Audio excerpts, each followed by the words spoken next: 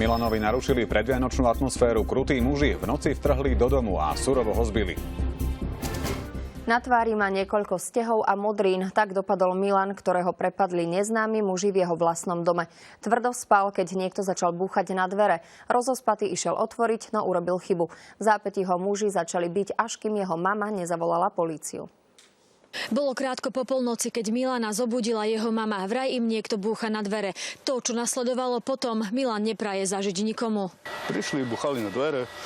Pokiaľ som vyšiel von, to ma chytili dnu, zbili ma hotovo. Údajne dvaja páchatelia krátko po polnoci neoprávnene vošli do rodinného domu, kde boli vyrušení obyvateľom tohto domu. Mladý muž bol rozospatý a v šoku. Navyše nestihol ani zasvietiť svetlo. Vie len to, že útočníkov bolo viac a udierali ho do hlavy. Neviem, asi iba z rukou. Ja som si hlavu kryl. To som nevedel, tma bola, nevedel som, či nožik majú v ruku alebo čo to. 29-ročného muža jeden z páchateľov udrel pesťou do tváre. Napadnutý muž spadol. Útočníci pokračovali v útoku ďalej, muža bili do oblasti hlavy. V dome žije Milan iba so svojou mamou. Ich strážny pes je ešte šteniatko, v noci je priviazaný. Na ďalší možný útok sa však Milan prichystal inak. No už mám bejsbolku, takže nie je problém.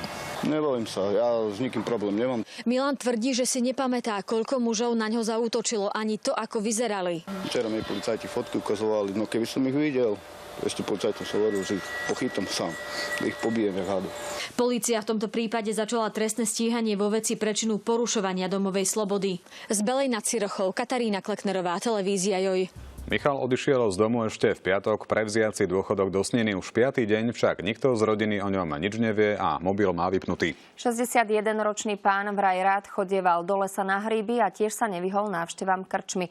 Teraz si ale všetci želajú iba jediné, aby sa vrátil domov. Michal odišiel z domu ešte v piatok na poludnie do Sniny, kde si mal vyzdvihnúť dôchodok. Odvtedy sa ale domov nevrátil. Rád chodil do lesa, ale pred týždňom tam u nich bola, tá bol doma. Podľa miestnych chodieval v dedine iba na 2 miesta. Do korčmy, keď pušovať do cerkvy horí. Susedia vravia, že Michal má problémy s chôdzou a krýva na jednu nohu, aj preto chodieva pomaly. Jeho držanie tela je nachýlené dopredu. Jeho chôdza je pomalá a krýva na jednu nohu. Michal žije v tomto dome so svojím bratom, no ani toho sme dnes doma nenašli. Jaký pán taký chrám. On bol taký, nebol zlý človek, lenže bol dlho rozvedený, zapustil sa, nedbal o sebe. Muž mal na sebe oblečenú čiernu šiltovku, zeleno-hnedú bundu, sivé nohavice a čierne topánky.